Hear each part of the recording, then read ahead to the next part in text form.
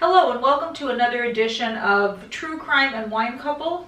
Today we will just be the true crime couple since Peter is recovering from the lovely virus that's hit the Northeast. And I am just going to be having iced tea.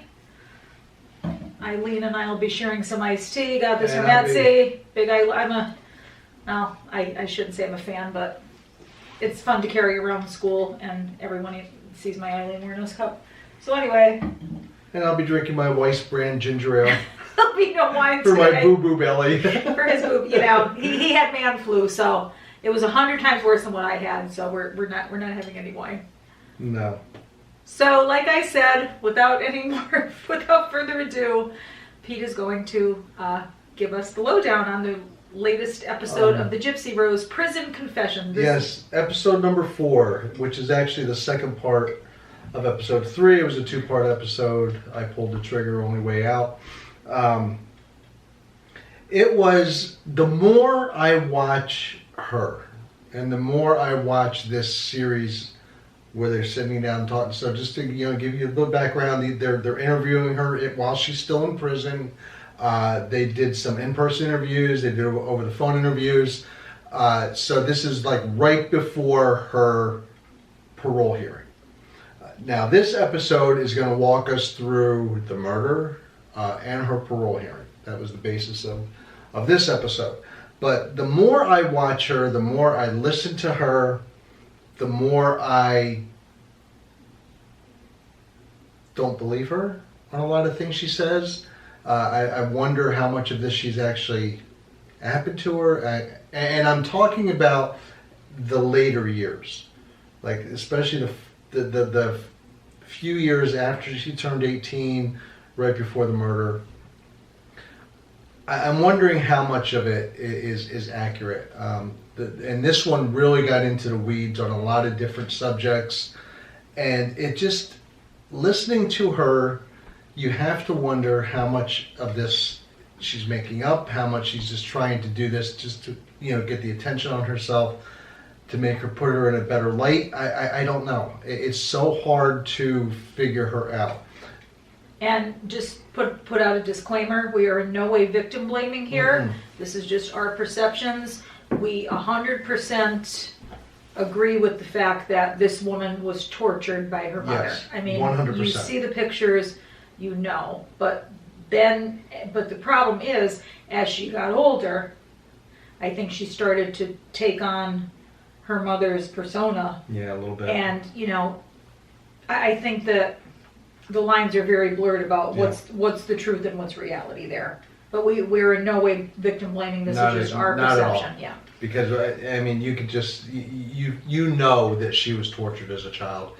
Just some of the things she went through. And what the woman did to her teeth alone was criminal. Yeah. I mean, I see that poor girl with that would have had healthy teeth and it makes me so that kind of stuff, like we definitely we really empathize with that kind of stuff. But now she's talking about her life as an adult practically. Exactly. And, so I just wanted to put that out there. Yeah. And this was the first episode. I mean, we've seen her stepsister before, but this was the first time we've actually heard her voice and actually talk.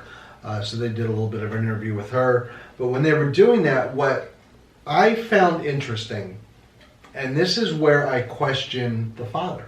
This is where my questions come in about the father. And I pick up on weird little things. This was on the screen for maybe 4 seconds.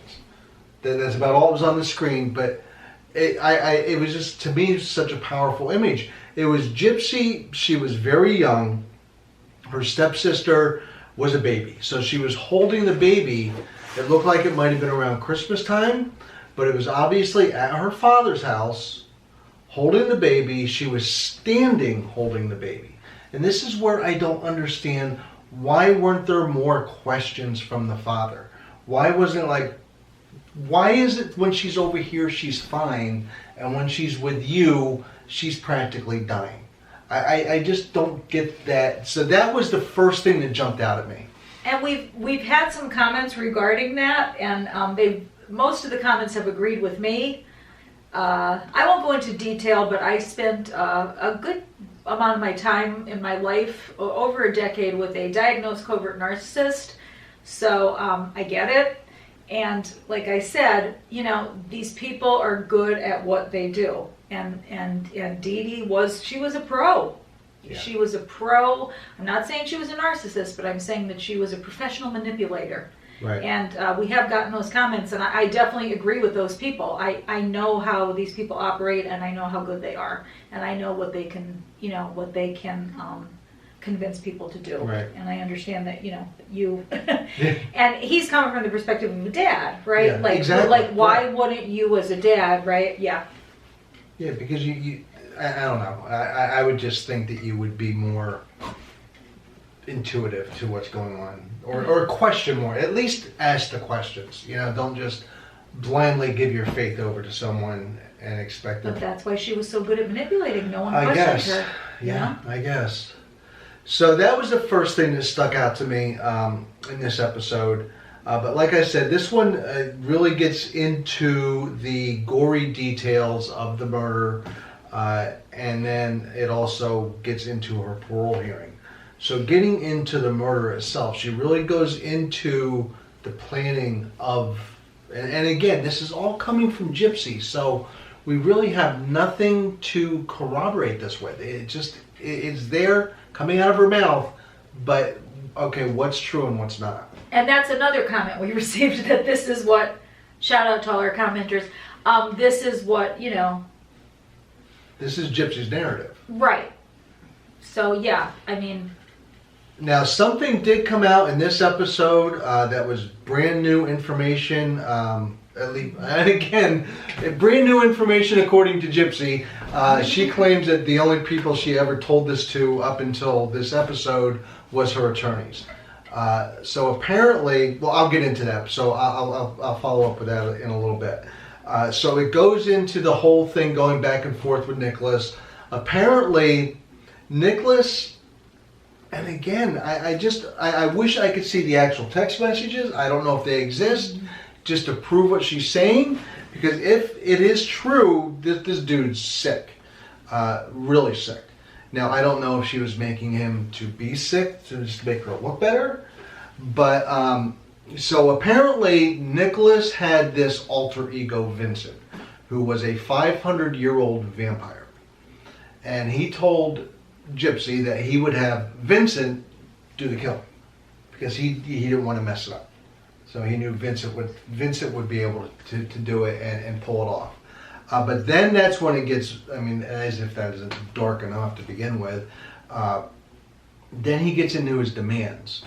And before that, they were just going through different, and Mary picked up on this. So Gypsy was going through, like they were going back and forth on how they're going to do it. And we will be using the terms SA and graped Okay. for the YouTube algorithm. I'm a lot more savvy with, Pete's more savvy with, Pete's the production guy. He's more savvy with producing the videos. I am all over YouTube, so Yes. so let's just watch. I will try to watch Because myself. we're up to almost 400 subscribers now, so you gotta watch it, Okay. Yes, please subscribe so you get us up to at least 500. That's our first That's our goal. goal. Get us there. But anyway, they were going through different methods. So there was arson. Let's burn her, and then. But everything that they were coming up with is pointing, and this is what you picked up on. Mm-hmm. Everything that she was suggesting that they nixed would put it right on her. Well, she not right on her, but she would be culpable as well. Exactly. Yeah. Yeah. So I found that interesting. I'm like, well, wait. Now they'd call her out on that, yeah. right? They'd call her out on that. Yeah. So then they came up with the stabbing, and with all the drugs available. That was the other one. That was the other. Yeah, they were going to overdose right. her, but again, that would come back on her. Well, whereas now, if we can do the stabbing, Vincent, the 500-year-old vampire, is going to do it. So. And she was also partaking of her mother's drugs, so maybe she didn't want to waste them. And she never said that, but yeah. And well, no, she did say that during this time she was high the whole time. I mean, and they have the video footage to prove it. So. Yeah. So they narrow it down. All right, so we're going to stab her.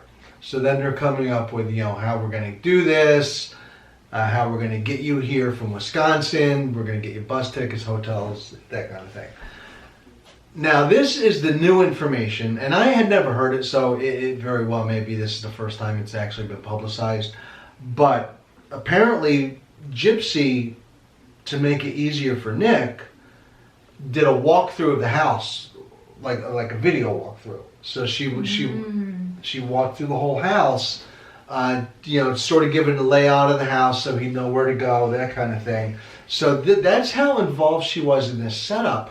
But if you watch the episode, right at the end of that, and again, I pick up on stupid things that are on the screen for maybe 2 seconds. Mm-hmm.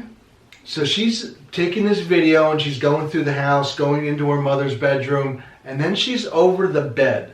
Okay, so just imagine the video camera panning down on the bed on the pillow, and then all of a sudden, all you do is you see her hand doing this in the video, pretending to stab her. It was only there for maybe 2 or 3 seconds. Dude, this is what it's going to look but like. This Bro, is this how is what it's going to look like. Oh so my god! That's how much she got into this. I'm sorry. I don't know. When got I first, into it or wanted it to be done right. That's how involved she was in the planning of it. Right. Anyway. So again, the more I get into Gypsy background information, the less I feel for her. And I feel bad for that because I know what she went through, but the more I hear, the less I like her. And we both made the comment watching it that if this was supposed to, paint her in a sympathetic light, it's not. I think it's doing the opposite. Really, the more I watch it, the more I feel less. Like I felt a lot more sympathetic about her watching the Netflix special, I think because that wasn't in her own words. So we were looking at it like, the POV, the point of view was different. Yeah. And I think that it was a lot easier to have more of a sympathetic point of view about her. Right. But now when you hear it in her own words, you're doubting everything she says. Because this woman knows how to play victim. I don't know if she's playing victim. I agree she's a victim. But now, sadly, her mother was a victim as well, and it's just the way she talks. She's just not very, I don't know how she got it past the parole board. It must have been the other people speaking for her. I was shocked. Yeah. I was shocked, yeah. Yeah, because if I was on that parole board listening to her, I don't know. Yeah, I don't know either. So that was one part of it. So then they went through then she went through the actual killing and how, and we've all heard those stories. But this was something I didn't know, and it very well may have been out there, and everybody else knows it but me, because that tends to happen to me a lot. So we all know that he wanted to grape. Very good, grape, yes. Dee Dee after he did it. See, we're the true crime and wine couple, grape, yeah, see? There yes. you go. Okay. And she wouldn't let him, so then he did that to her afterwards. Now, going back just a little bit right before the murder, she broke up with him. She actually, then again, this is what I say it like it's a fact. This is what she's claiming, that she broke up with him because he was getting very dark, like beyond dark. So he was into this persona of Vincent, the 500-year-old vampire, and telling her that there were certain rituals and sacrifices that need to be made if they were to get married and have children. One of them was if they had a daughter, on her 13th birthday, Vincent, the 500-year-old vampire, would have to take her virginity. Yeah, so it's one of those things that's so crazy that it's probably not made up, but yet it's coming from Gypsy. Right. Now, Nicholas Godejohn is going to speak. I keep seeing that. I keep seeing the things that I keep seeing like the updates that he will be speaking from prison. So we'll be doing an update when he speaks as well, definitely. Because we really need to we need to look at his side of this right. too. Yeah, absolutely. For sure. Because she has a voice and he really doesn't. He has none at all. So I found that disturbing. But again, I don't know what to believe anymore. Is this her making him to be a bigger monster than he already is to make herself look better. I don't know. Another thing we need to point out too is that if he's on the spectrum, you know, like they've said, a lot of people on the spectrum have very rich fantasy lives, you know, so he might have just had the fantasies and they might have been there because of what was going on in his brain being on the spectrum, and you know, none of it was going to be carried out. We don't know. Obviously, if he did say those things, that's very troubling and terrifying, and Gypsy, you know, made the right choice. Well, until he apologized and said it was, and drew her right back in.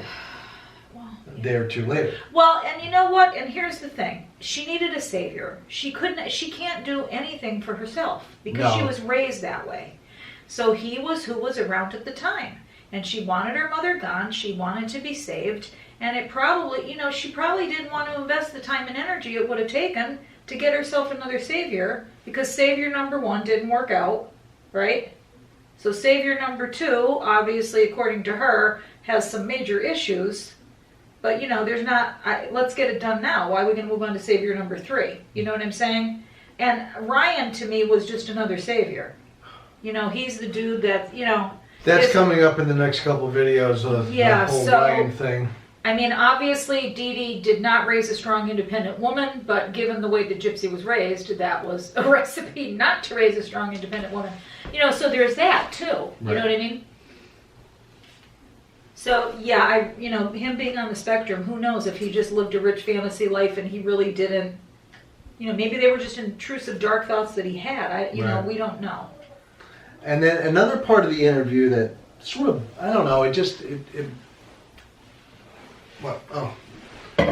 Sorry, Pablo. Passing the dog. He's starting to whine because he's not in my lap. Another part of the interview that bothered me a little bit, and I'm not sure why. It just came off wrong. So apparently Nicholas told Gypsy that she needed to tell her mother that she loved her, like right before the murder. So apparently they were watching a movie. This was before Dee Dee went to bed, and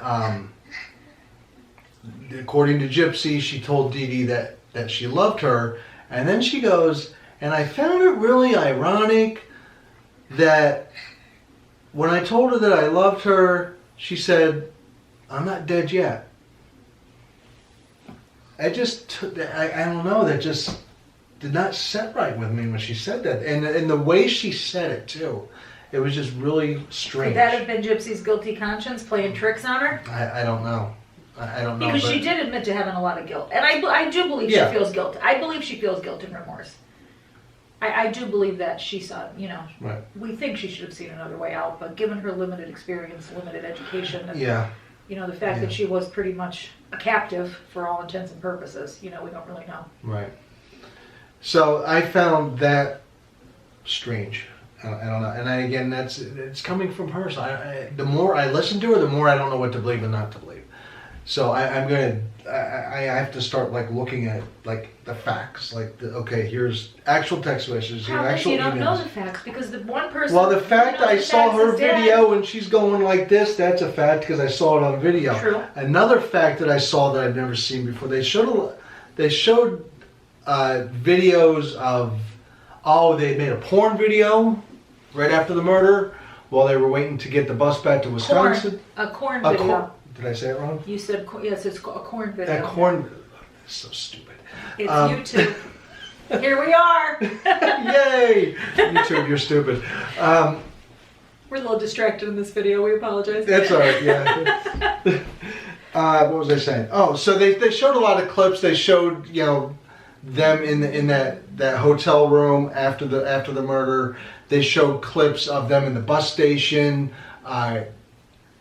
Apparently, Nicholas wasn't the best planner in the world, and he bought a round-trip ticket from Wisconsin to Missouri. And then when they went to leave to go back to Wisconsin to buy Gypsy a ticket, there was no more room on the bus. So they had to wait 2 more days to go back. I also found it interesting that, she's like obviously Princess Gypsy, she was raised like a princess. She had the Disney costumes, right? She watched all the princess stuff. So she goes to his house and she's like, oh, it looked like a 15-year-old boy's bedroom and he had a wrestling comforter on his bed. Well, yeah, you knew he lived at home with his parents and he's barely, what, was he 20 maybe? I don't know how old he was. I mean, what'd you expect? Like, you expect he was going to be, he was going to, live on an episode of MTV Cribs, He's going to pull up in his Pimp My Ride and take her to his crib, like that's all, I was like, what was this girl expecting? But then again, she had no, real world street smart experience, She lived in this bubble, in this Disney princess, bubble. Yeah. But yeah, it was tortured at the same time. It makes no sense whatsoever. But I was like, okay, well, you got this dude to kill your mother and now you expect him to be living large? She made the comment I traded, I don't know if I made the right trade, trading this for this. It's like, I don't know. But anyway, getting back to the video, the footage that they had. So they had the bus station footage. But what I found interesting, and again, this is another really quick little glimpse. They have them entering the hotel right after the murder. So they took a cab. He called a cab, and they took a cab from Gypsy's house to this hotel. And they have them walking in and go into the elevator. And it's really quick, but she either giggles at him or smiles at him right before they get on the elevator. And I thought that was strange. I'm like, you just got done killing your mother, and now you're giving this off. I don't know. This episode really, more than any of the other ones, has really sort of turned me really off to her. Well, because this is the one that really focused on the murder. Yeah. And it's giving you the details of the murder, and it's also, what she's saying about the person who did this for her. I mean, but did he do it for her? We don't know.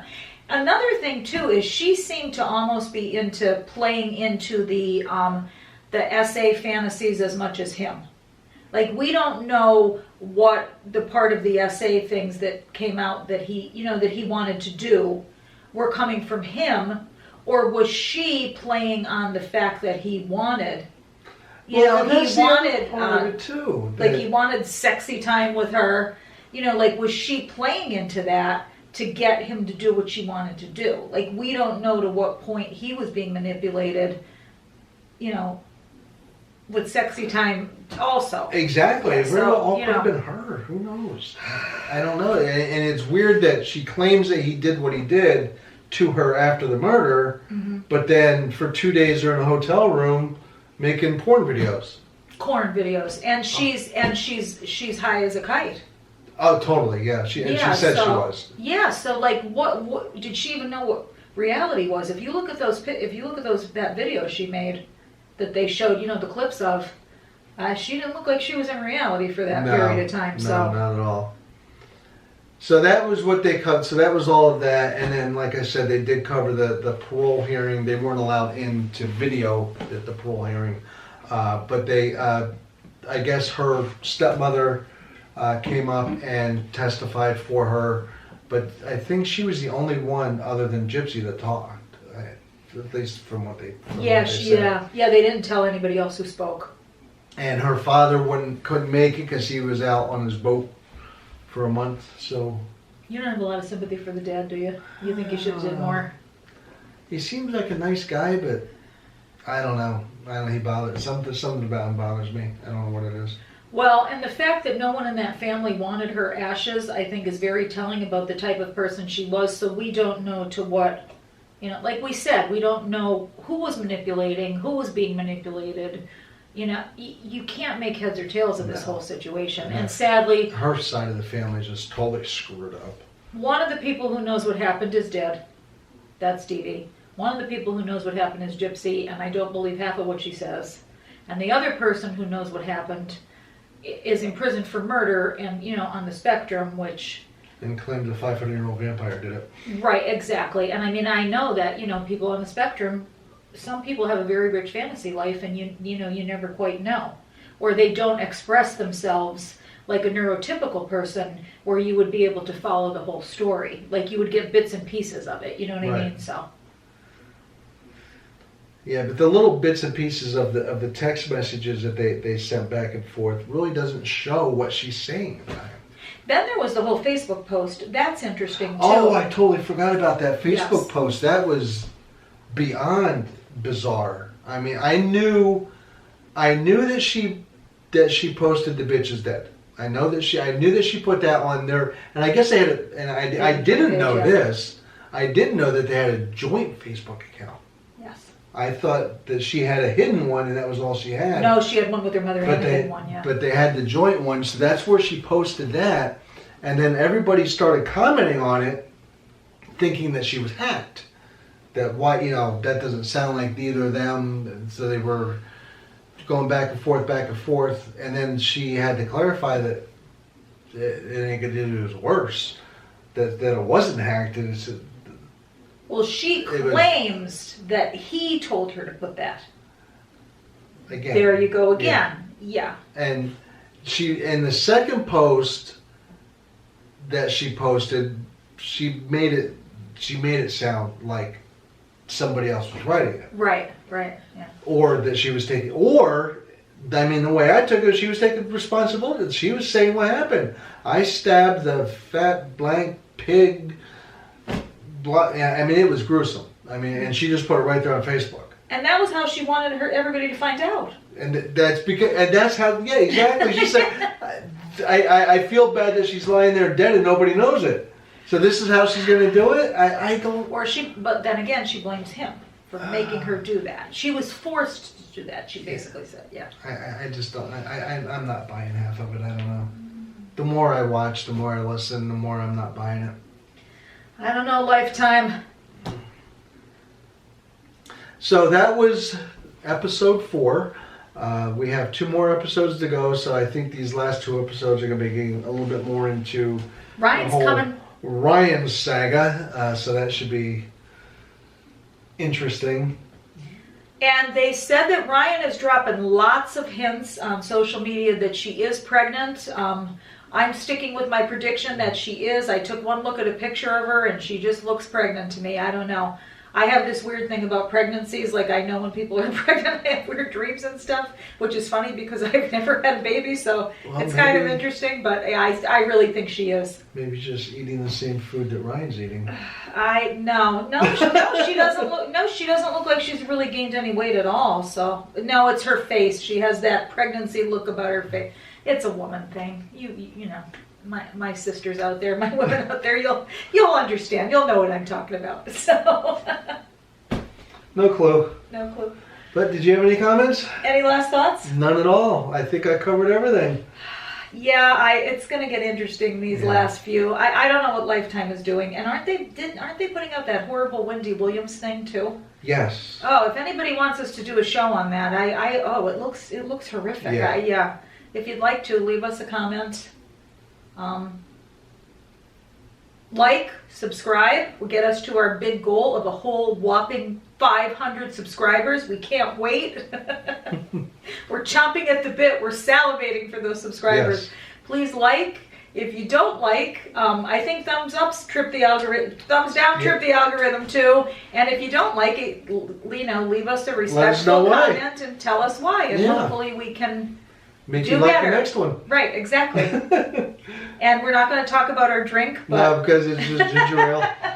but if you'd like an Eileen Mornos cup, I got this on Etsy. It's awesome, and check it out.